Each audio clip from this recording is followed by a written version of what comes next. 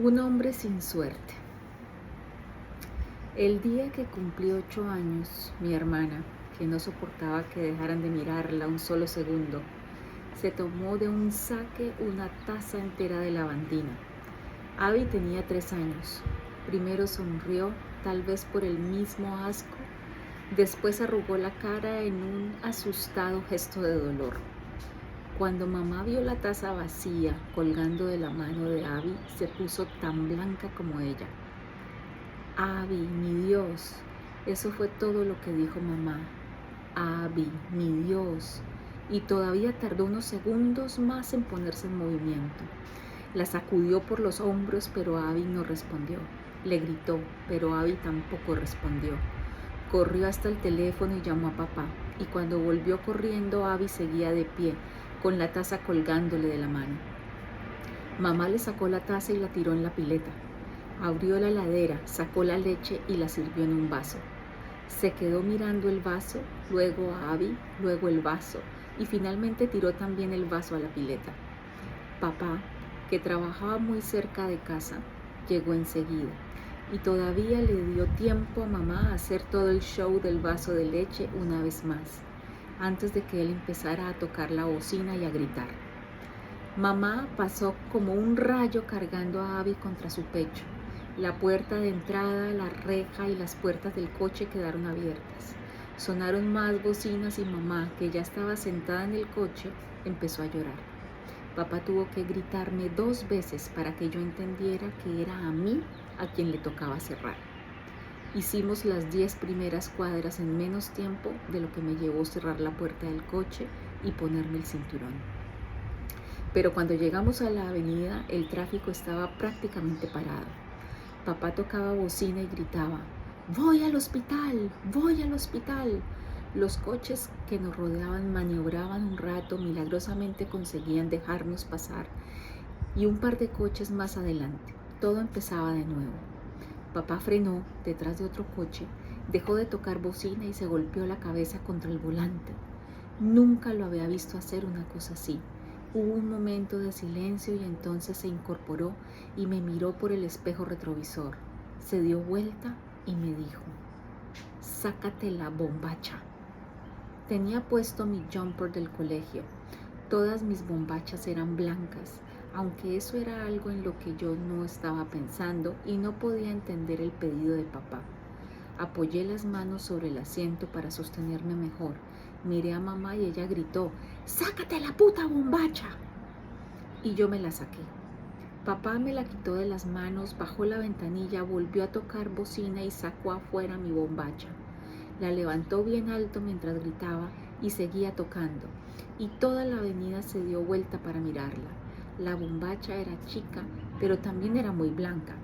Una cuadra más atrás, una ambulancia encendió las sirenas, nos alcanzó rápidamente y nos escoltó. Papá siguió sacudiendo la bombacha hasta que llegamos al hospital. Dejaron el coche junto a las ambulancias y se bajaron de inmediato. Sin esperarnos, mamá corrió con Abby y entró al hospital. Yo dudaba si debía o no bajarme.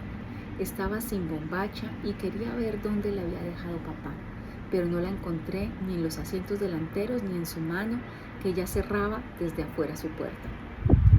«Vamos, vamos», dijo papá. Abrió mi puerta y me ayudó a bajar. Cerró el coche. Me dio unas palmadas en el hombro cuando entramos en el hall central.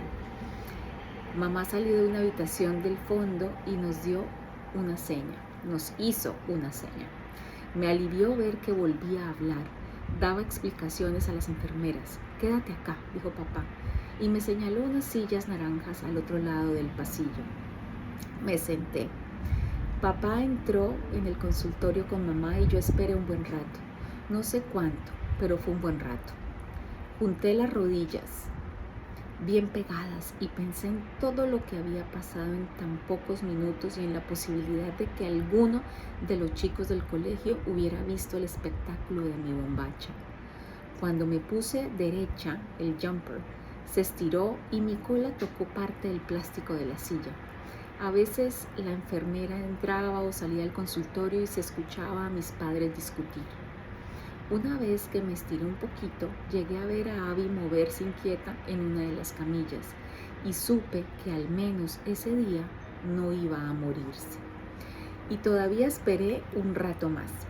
Entonces un hombre vino y se sentó al lado mío. No sé de dónde salió, no lo había visto antes. ¿Qué tal?, preguntó. Pensé en decir muy bien, que es lo que siempre contesta mi mamá si alguien le pregunta, aunque acaba de decir que la estamos volviendo loca. Bien, dije, ¿estás esperando a alguien? Lo pensé.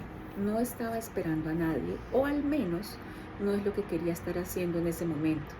Así que me negué, y él dijo, ¿y por qué estás sentada en la sala de espera? Entendí que era una gran contradicción. Él abrió un pequeño bolso que tenía sobre las rodillas, revolvió un poco sin apuro, después sacó de una billetera un papelito rosado. Acá está, sabía que lo tenía en algún lado. El papelito tenía el número 92. Vale por un helado. Yo te invito, dijo.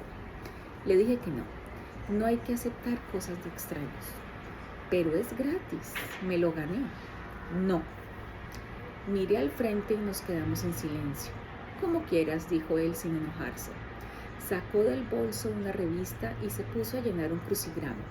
La puerta del consultorio volvió a abrirse y escuché a papá decir, no voy a acceder a semejante estupidez. Me acuerdo porque ese es el punto final de papá para casi cualquier discusión, pero el hombre no pareció escucharlo. Es mi cumpleaños, dije. Es mi cumpleaños, repetí para mí misma. ¿Qué debería hacer? Él dejó el lápiz marcando un casillero y me miró con sorpresa. Asentí sin mirarlo, consciente de tener otra vez su atención. Pero dijo y cerró la revista. Es que a veces me cuesta entender a las mujeres. Si es tu cumpleaños, ¿por qué estás en una sala de espera? Era un hombre observador. Me enderecé otra vez en mi asiento y vi que aún así apenas le llegaba a los hombros. Él sonrió y yo me acomodé el pelo y entonces dije, yo no tengo bombacha. No sé por qué lo dije. Es que era mi cumpleaños y yo estaba sin bombacha y era algo en lo que no podía dejar de pensar. Él todavía estaba mirándome.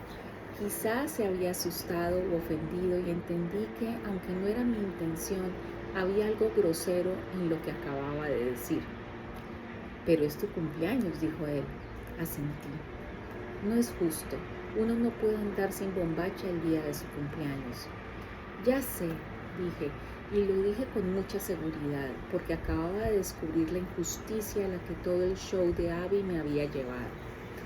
Él se quedó un momento sin decir nada. Luego miró hacia los ventanales que daban al estacionamiento. Yo sé dónde conseguir una bombacha, dijo. ¿Dónde?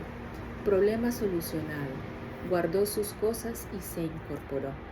Dudé en levantarme, justamente por no tener bombacha, pero también porque no sabía si él estaba diciendo la verdad. Miró hacia la mesa de entrada y saludó con una mano a las asistentes. Ya mismo volvemos, dijo, y me señaló. Es su cumpleaños. Y yo pensé, por Dios y la Virgen María, que no diga nada de la bombacha. Pero no lo dijo.